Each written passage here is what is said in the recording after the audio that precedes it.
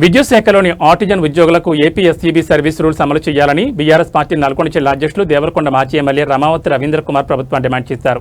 శుక్రవారం కొండమల్లేపల్లి పట్టణంలో current DE కార్యాలయం మధ్య నిర్వహించిన విద్యుత్ శాఖలోని ఆర్టిజన్ ఉద్యోగుల సమ్మెకు బీఆర్ఎస్ పార్టీ నల్గొండ జిల్లా అధ్యక్షులు మాజీ ఎమ్మెల్యే రమావతి రవీంద్ర కుమార్ మద్దతు తెలిపారు. ఈ సందర్భంగా ఆయన మాట్లాడుతూ 2026 వేతన సవరణ అమలు చేయాలని ఆయన డిమాండ్ చేశారు. ప్రభుత్వం తక్షణమే చర్యలు చేపడుతూ విద్యుత్ శాఖలోని ఆర్టిజన్ ఉద్యోగుల న్యాయమైన కోరికలను అమలు చేయాలని ఆయన కోరారు. కాంగ్రెస్ ప్రభుత్వం అన్ని వర్గాల ప్రజలను మోసం చేసిందని ఆయన గుర్తు చేశారు. ఎన్నికల ముందు ఇచ్చిన హామీలు అమలు చేయాలని ఆయన డిమాండ్ చేశారు. ఈ కార్యక్రమంలో బీఆర్ఎస్ మండల అధ్యక్షులు టీబీఎన్ రెడ్డి, విద్యుత్ ఆర్టిజన్ ఉద్యోగులు తదితరులు పాల్గొన్నారు. కానీ దురదృష్టం, ఈ ప్రభుత్వానికి ఇవన్నీ ఆలోచన చేసే సమయం లేదు, వారికి అవగాహన లేదు. ముఖ్యమంత్రి ఒకరు మాట్లాడతారు, మంత్రులు ఒకరు మాట్లాడతారు, వాళ్ళ ఎమ్మెల్యేలు ఇంకోటి మాట్లాడతారు. ఒకరికొకరు పొంతన లేదు. ఈ మధ్యన అనుకుంటా మీరందరూ కూడా మీ సంఘం, మీ యూనియన్ ద్వారా సంబంధిత మంత్రి అంటే ఇప్పుడు ఉప ముఖ్యమంత్రి బట్టి విక్రమార్క గారిని కలిస్తే మీరు అసలు ఈ సంస్థలో పనిచేసే వాళ్ళేనా అనే మాట మాట్లాడుతారంటే, ఆ సంబంధించిన శాఖకు సంబంధించిన మంత్రి స్వయంగా ఈ రాష్ట్రాన్ని పరిపాలన చేసే ఉప ముఖ్యమంత్రి ఆ మాట మాట్లాడుతుందంటే మిమ్మల్ని ఏ రకంగా చులకన భావంతో చూస్తున్నారో మనం అందరం కూడా ఆలోచన చేయాల్సిన అవసరం ఉన్నది. అదేవిధంగా ఈరోజు నేను పొద్దున్నే పత్రికల్లో చదివిన, మీకు ఈ హెల్త్కి సంబంధించిన హెల్త్ కార్డులకు కానీ లేకుంటే మీ శాలరీలో కట్టే మీ ఆరోగ్యపరమైన సమస్యలు తీర్చుకోవడానికి ఈ హెల్త్ కార్డుల మీద చికిత్స పొందే వాళ్ళకు కూడా ఈ సమ్మెలో ఉన్న వాళ్ళందరూ కూడా ఎవరు కూడా వర్తింపజేయొద్దు, బిల్లులు పెట్టొద్దని చెప్పి అధికారులు ఆర్డర్ ఇస్తూ ఉన్నారు. అంటే మిమ్మల్ని నయాన్నో భయాన్నో భయపెట్టి లొంగ తీసుకోవాలనే ఒక ప్రయత్నం జరుగుతూ ఉన్నది ఈ ప్రభుత్వంలో. కాబట్టి వీటన్నిటి మీద మనం భయపడి వెనుకడుగు వేస్తే మళ్ళీ మనం ఎప్పుడు కూడా సాధించుకోలేము. మీరు ఒక నిర్ణయానికి వచ్చారు, రాష్ట్ర వ్యాప్తంగా గట్టిగా పోరాటం చేయాల్సిందే. సమస్యల పరిష్కారం కొరకు ఏ ప్రభుత్వం ఉన్నా కొట్లాడాల్సిందే. మనమేమో గొంతమ్మ కోరికలు కోరతలేము, అడవులు ఏమో అడుగుతలేము, ఏసీ రూములలో కూర్చొని జీతాలు పెంచమని అడుగుతలేము.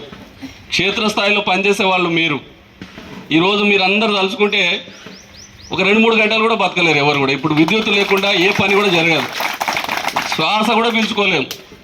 మంచినీళ్ళు లేవు, గాలి లేదు, వెలుతురు లేదు, ఏది లేదు. కాబట్టి విద్యుత్ మీద అంత ఆధారపడి ఉన్నాం.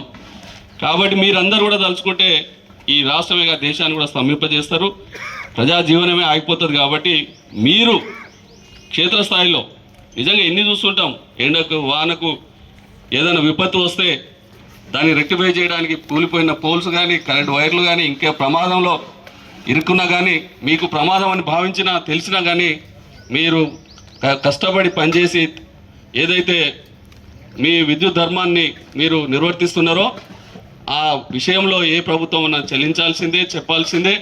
తప్పకుండా మీ న్యాయమైన కోరికలు, మీ డిమాండ్లు సాధించేంత వరకు కూడా బీఆర్ఎస్ పార్టీగా, ఈ నియోజకవర్గ బాధ్యుడిగా, నల్గొండ జిల్లా బీఆర్ఎస్ పార్టీ అధ్యక్షునిగా తప్పకుండా మీకు మద్దతుగా నిలబడతాం. ఎక్కడికక్కడ మీకు కావాల్సిన సహాయ సహకారాలు కూడా మీకు అందిస్తామని చెప్పి ఈ సందర్భంగా మీ అందరికీ నేను మనవి చేస్తూ, దయచేసి మీరు విడిపోకండి, ఐకమత్యంతో ఉండండి. రకరకాల నాయకులు మేము అందరం వస్తాం, సంఘీభావం తెలుపుతాం, కానీ మీలో ఐక్యత మాత్రం ఎక్కడ కూడా చెడిపోవద్దు. చేస్తారు రేపటి నుంచి అధికార పార్టీ వాళ్ళు, మా పార్టీ సానుభూతి పరులను పిలుస్తాం, మాట్లాడదాం, నీకెందుకురా, నీకేమైనా ఉంటే నేను చేస్తా, కానీ వాళ్ళతో ఎందుకు పోతావు, సంఘంలో ఎందుకు, ఏదో మాట్లాడతారు. అధికారులు కూడా మనల్ని ఈ ఐక్యమత్యాన్ని చెడగొట్టడానికి ప్రయత్నం చేస్తారు.